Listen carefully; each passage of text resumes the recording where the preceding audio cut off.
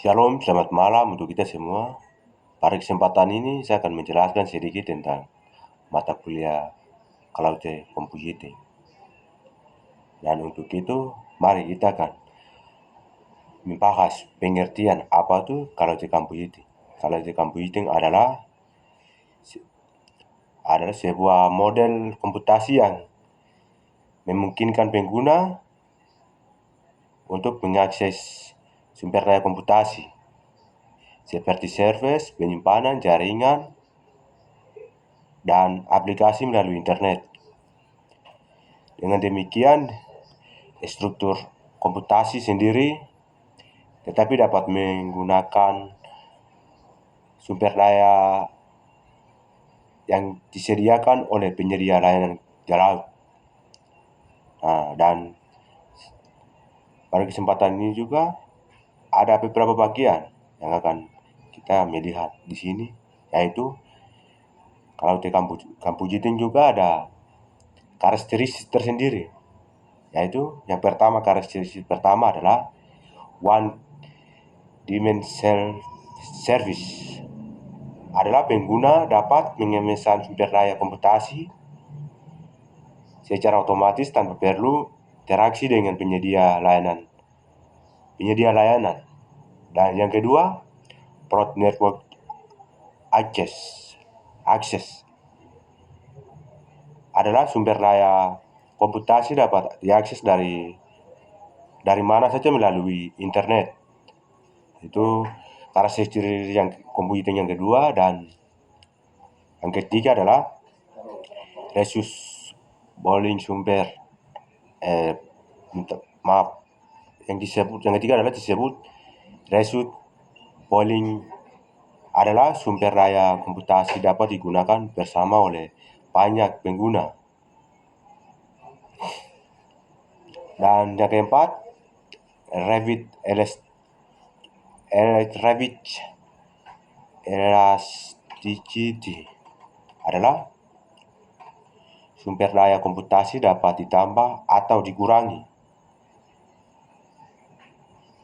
secara cepat sesuai dengan kebutuhan. Yang kelima, Measure Service. Ini berbicara tentang pengguna hanya membayar untuk sumber daya yang digunakan.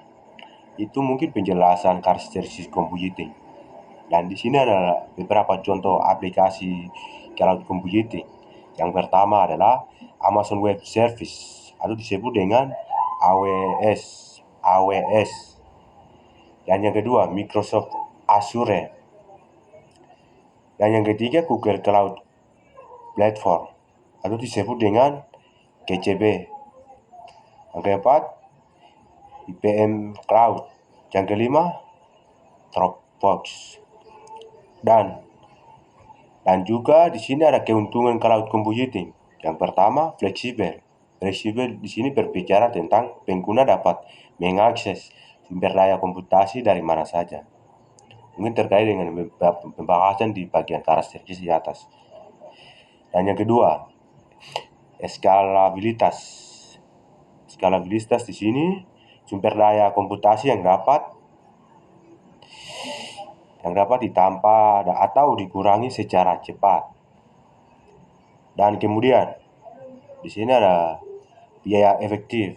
Biaya efektif ini berbicara tentang bagaimana pengguna hanya membayar untuk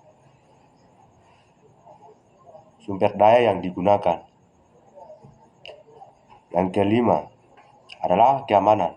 Penting sekali dalam cloud computing itu perlu harus ada keamanan yang kuat. Adalah penyediaan layanan cloud computing memiliki sistem keamanan yang kuat untuk melindungi data pengguna. Namun perlu diingat bahwa cloud computing juga memiliki berbagai kelemahan seperti yang pertama, ketergantungan pada internet.